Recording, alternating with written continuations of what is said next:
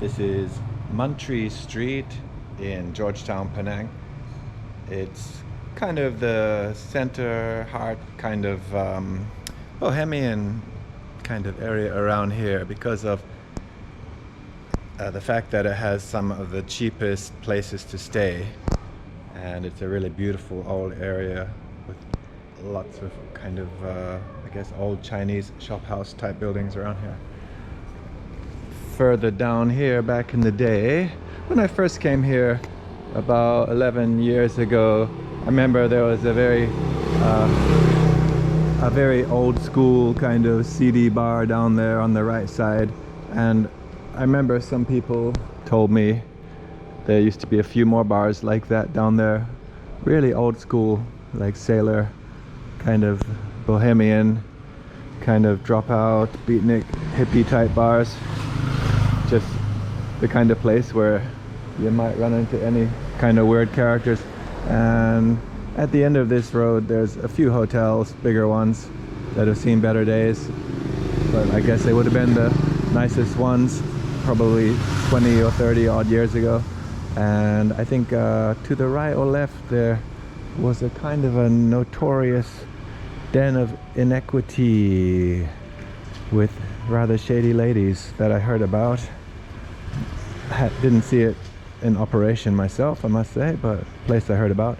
And back in the day, Georgetown was a place where sailors could have a break, take some leave, get drunk, carouse, do the things sailors like to do when they're in various ports of call. Here's the dear 75 Traveler Lodge, so dear to me, for sale or rent. It's closed down, it's out of business, I've been told. It's finished, it's had its day. This was my favorite place to stay here in past trips, and it was kind of the most bohemian old style place to stay, with lots of characters who would hang around and stay for months on end, sit out on the balcony there, drinking their cups of tea or their beers, smoking their cigarettes, chatting about various travels.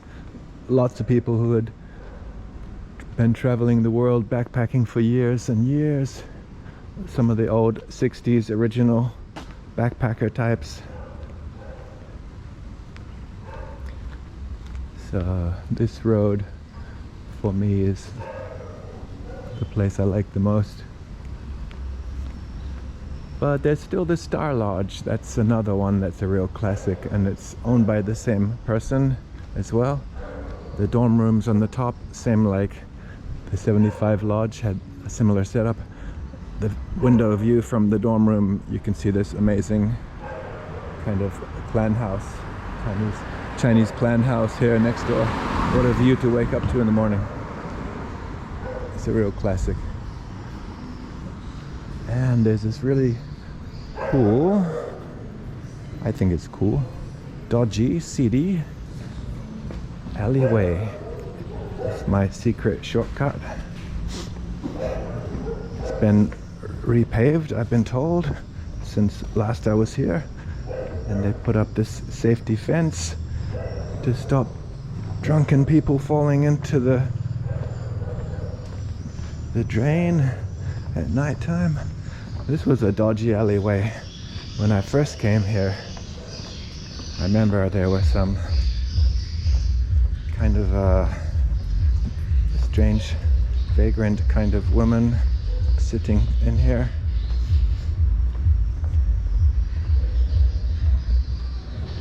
But yeah, the buildings along here are quite old actually.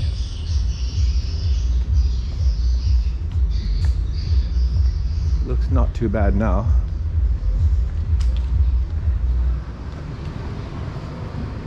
There's some kind of graveyard in here behind this wall.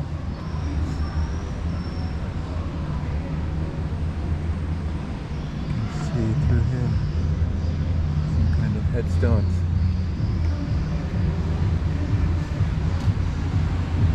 Interesting spot. Someone's food cart stashed back in here. Okay, still seems to attract the odd vagrant, as you can see on this side there. So we're coming out on Chulia Street. It's kind of the main drag, the busiest road in the Chinese part of Georgetown. A very lively street. Backpacker Central seems to have the busiest food and drinking spots. I won't go too far down, but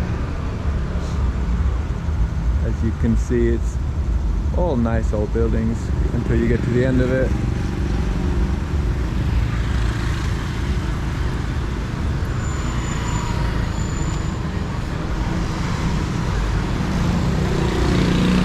This whole area is filled with these old buildings with the covered walkways. Mostly you can walk along them. It's great. Keeps you cool when it's really sunny. Keeps you dry when it rains. Lots of nice buildings.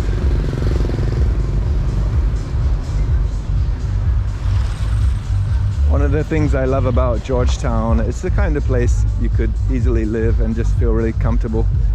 People just living normal lives. Although it has quite a lot of tourism, it doesn't seem to be dominated by tourism like Malacca, for example. Malacca's a little bit prettier, but it just seems to be just over touristed. Here there's the right balance, I would say. Funny, there's a few reggae bars I've come across on this trip in Malaysia, but of course ganja is very illegal here. This corner is the busiest one in the old town. This is Love Lane. We'll have a look at that in a second, but first I want to show you just a little bit up here. You see there's a lot of food stalls on this corner. It's a great place to find something to eat. Along this block in front of me, in front of us. This yellow place on the corner is quite nice. I had lunch here. It was really enjoyable. I won't go too far down, but there's a bunch of interesting shops along here and mostly old buildings.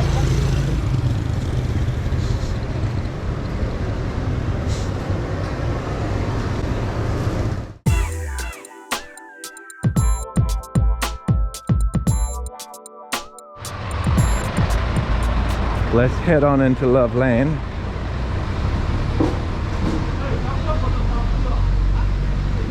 The main place to have a beer or whatever.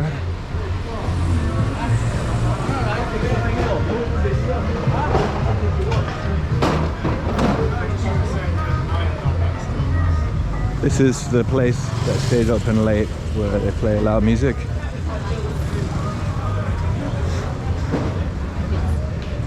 For the people who think that traveling is all about getting really drunk every night and having doof doof doof doof music banging away loudly until all hours and making a lot of noise as they stagger back to their room somewhere, this is the place for people who are into all that. And I guess we're all into it at a certain age, but yeah.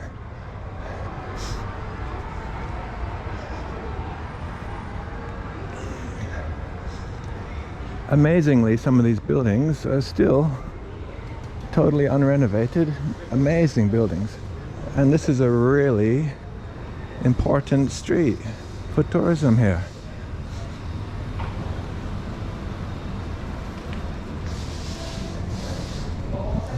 But it still has so much potential that's untapped. It's called Love Lane because it had a lot of ladies of the night not so long ago. Maybe they still have the odd one who pops up at certain hours. check out this guest house if you want really old school. And I've been in there just to have a look. It's now we're back on Muntree, Liboa Muntree again, but that guest house I just told you about, this one on the corner, look at the windows. This is like totally unrenovated, totally old school. If you want to experience what it was like for original backpackers, have a look in that place. I went in there with a girl I know some years ago. She was really shocked, you know. I mean, I could sleep in that place, but even for me, I'll be, you know, thinking I would like to keep looking and find something a little bit more comfortable. From what I remember, no mosquito nets, very ancient beds. I mean, you'd be doing it harder now than you would have been doing it in the backpacker days, because at least the beds probably would have been new then. But yeah, if you really want to do it really old style, that would be the way.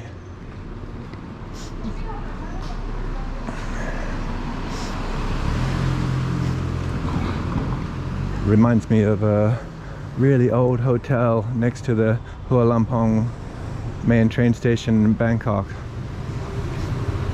Has the same kind of setup where the walls of the rooms go up about 7 feet or 8 feet, and then the top part is chicken mesh, chicken wire, which covers the top part to stop people, I guess, climbing over. People you don't want climbing in there at night. But yeah, it lets the air flow, but it makes you wonder if people might want to have a peep over, like something from the film The Beach. But actually these really old ones look a bit nicer than the one in that film. The one from that film looks like kind of 1980s style. The ones I'm talking about definitely are 1960s, maybe even older. This corner, there's this place here late at night. This kiosk opens, they sell bottles of beer and so on. People like to sit here. They put some plastic chairs outside, and it's a cheap way to have a drink without paying for an expensive seat in a bar or whatever. So you always get some people sitting out there, people trying to save a buck.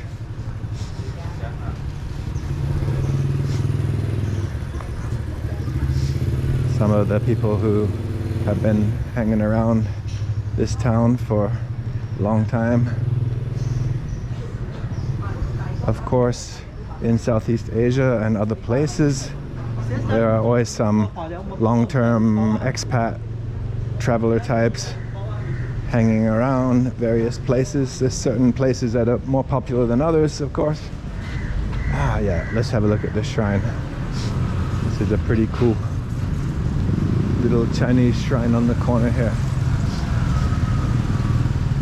And this one too.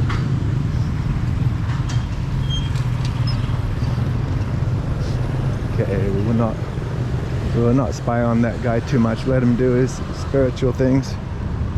Hey, don't be naughty. That's right, wag your tail like a nice dog, eh? This is a lovely shrine. Of course, in Southeast Asia there's a lot of stray dogs, but not so many in Malaysia, I must say.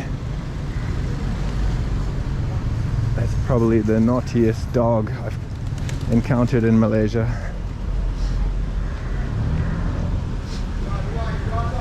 Thailand, Myanmar seem to have a lot of dogs like that. I don't remember. Oh yeah, Laos has a lot of dogs like that as well. And yeah, at a certain hour, I call dog o'clock, which is about this time of day, when the sun is getting lower. The dogs start to get the kind of defensive mentality going, where they think that they have to guard against strange people coming into what they think is their area. Yeah, Vietnam, Cambodia, I think. I don't remember many stray dogs in those places. I'm sure it's nothing to do with the cuisine that some people like in Vietnam, for example. I don't remember seeing stray dogs in Indonesia. So of course Malaysia and Indonesia are Muslim countries, and dogs are not exactly the favorite kind of animal, I would say, for Muslims, from what I've been told anyway. Correct me if I'm wrong there, but that's what I've been told.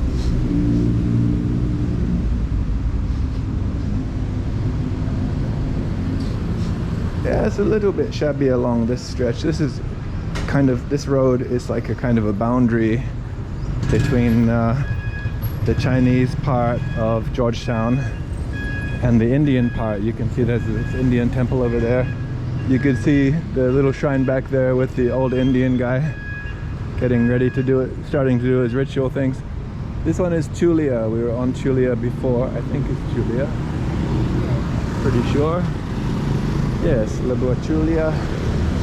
There's a mosque down there. That's Little India over on this side. So the Chinese area over here, Indian area over here.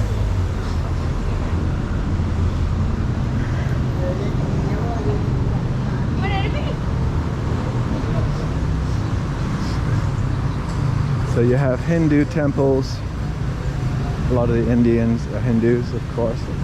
I'm sure there's various other type of temples. And of course, mosques. This is the main mosque of Georgetown. It's a quite nice one. Of course, the Malay people are Muslims.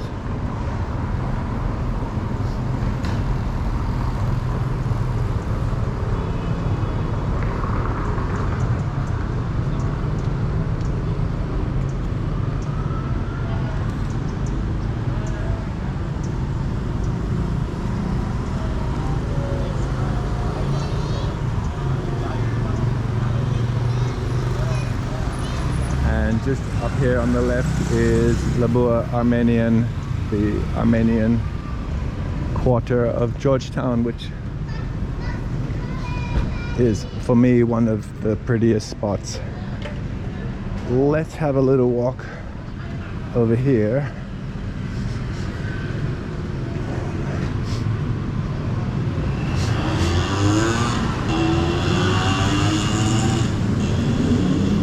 Licensed money changer.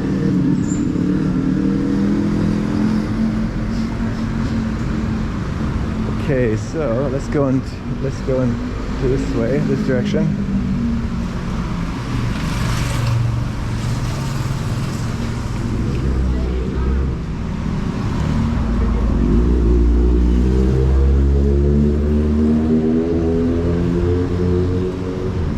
Little India over there. Here's a really cool clan house.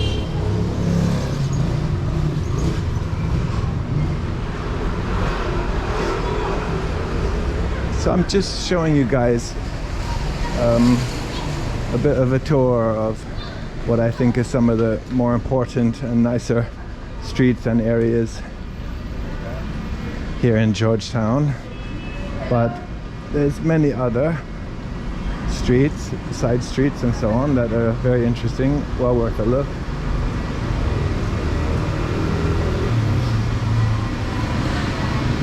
So up here on the left there's another pretty interesting mosque.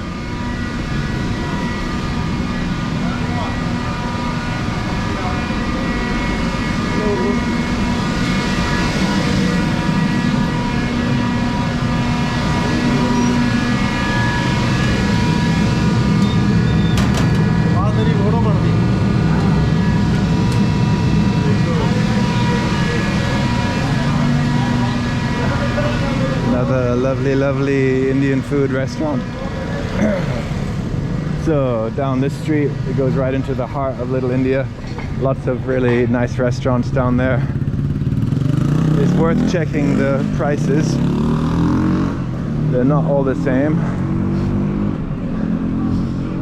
A lot of the places, they're the kind of places where you point at various things, and it's good to ask the price for each item because they have to estimate it to a certain degree. And I think it's good to show them that you're watching, you know, what the price is, because they can kind of round it up or down a little bit depending on how they feel. It seems like that anyway. That's my experience. I've been to the same restaurants at different times and had the same exact things, same amount of things, and the price has been a bit up or down depending on how much interest I showed in wanting to know about how much things cost. So it just depends, of course. If you're backpacking on a shoestring, then you always want to save a buck here or whatever, a euro here and there. But if you're just having a shorter holiday, normally that wouldn't really matter, you know. You just want to chill more. Shoestring backpacking is usually with very long trips where you do have to be a bit more careful with your budget to make sure you get through to where you hope to get through to. Where's the fire?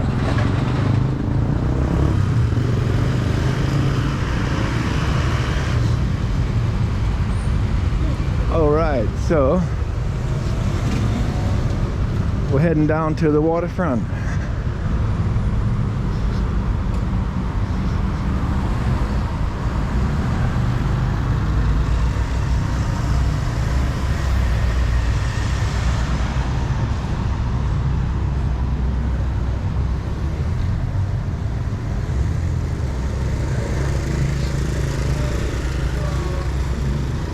This looks like another Chinese clan house, I would say, or maybe it's a temple. I'm not really an expert on those kinds of things.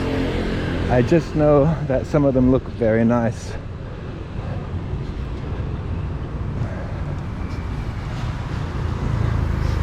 And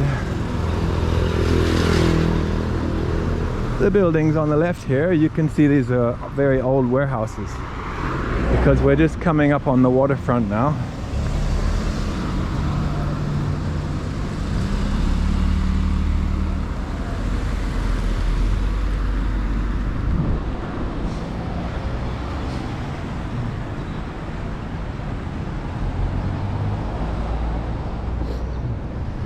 There we go. There's the temple or clan house, whatever it is. Yeah, so these old warehouses here that are just near the road here on the waterfront where the bus just turned there. Of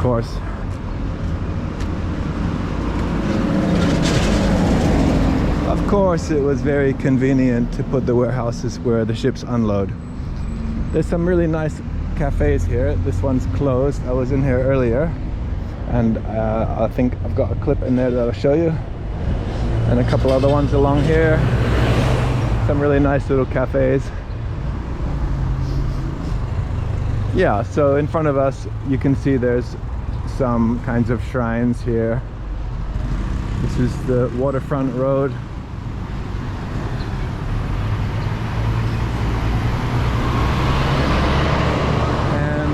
Along this part of the waterfront, you see there's some small old buildings here made from wood, and they don't really look that interesting to most people, I guess, but you can slip in between them and go down to the waterfront. They have jetties, or they used to have jetties. I'm sure there's, last time I went through behind some of these places, there were still some jetties. I guess there still are. And the jetties belong to different clans, different Chinese clans, family clans. So these are like extended family clans, and they each had their own jetty, which they could use for doing trading by sea between various places. And this building on the right here, this is a part of the ferry terminal. It was the main ferry terminal. You see it's also a bus interchange here. And the old ferry boats that used to cross over from the Butterworth train station and ferry terminal on the other side of the straits there on the mainland. The old ferry boats used to stop in here. You would just walk in through there and get on the old ferry boats, and they would take you across in interesting style. It was really nice. But yeah, of course there's the new ferry boats now, and the new ferry boats don't stop there. They stop further up here, and we're gonna have a walk up there, walk past. I'll show you where those boats stop.